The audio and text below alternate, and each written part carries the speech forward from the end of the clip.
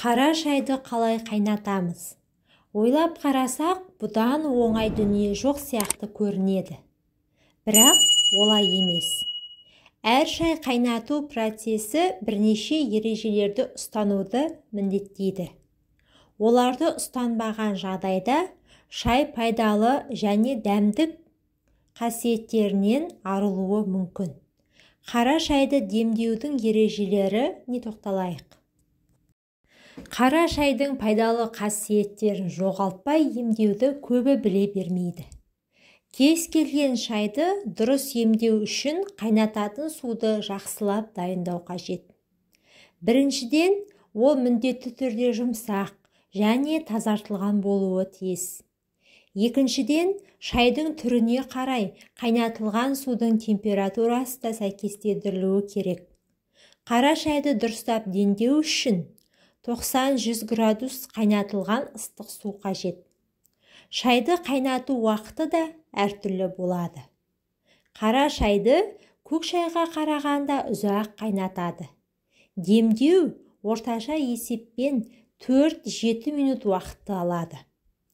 Қайнатып болған соң шайды қасықпен ақырындап араластыру қажет.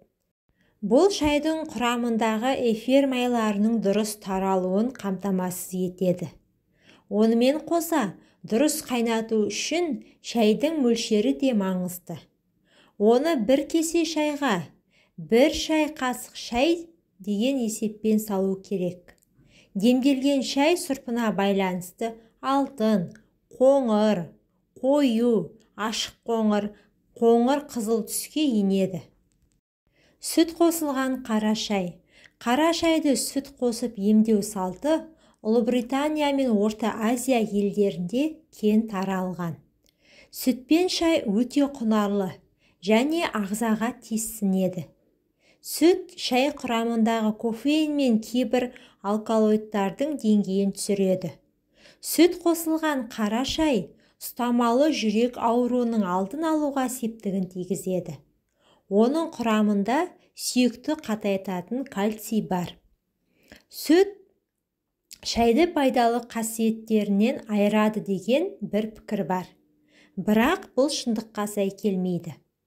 Сүт шай құрамындағы 200-ге жуық биологиялық белсенді заттардың біреуіне ғана әсер етуі мүмкін.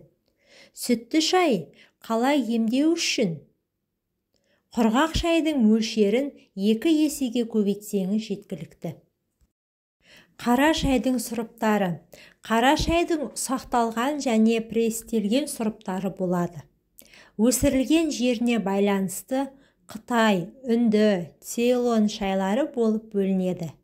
Сонымен қатар шай жапырақтарының сапасына байланысты сұрыпталады. Жоғарғы сапалылар, бүршіктер және ең жас жапырақтар. Орташа сапалылар кесілген және жұлынған шай жапырақтары. Төмендегілер қатты үгітілген және шай шаны. Сонымен қатар жұпар иісті жеміс қосылған және жұпар иіссіз еш қоспасыз түрлері де бар. Қара шайдың пайдалы қасиеттері. Шайдың басқа түрлеріндей қара шай да пайдалы қасиеттерге ие. Бірақ басқаларға қарағанда ол қасиеттер біршама аз. Осыған орай, оны қайнаған сумен демдеуге болады. Қара шай шөлді басады. Зат алмасуды жақсартады. Кофеин арқылы жұмысқа қабілеттілікті арттырады. Жүрек жұмысына, асқазан жүйесіне және бүйрекке жақсы әсер етеді. Құрамындағы танин мен кофеиннің арқасында шаршағандықты басып, адамның зейінін арттырады. Қара шайда фтор, калий және марганец сияқты минералды заттар болады. Бұл біраз уақыт ашығуды басады. Қара шайдың зияны. Қара шайдан зиян көргіңіз келмесе, күніне 4-5 кеседен артық ішпеңіз.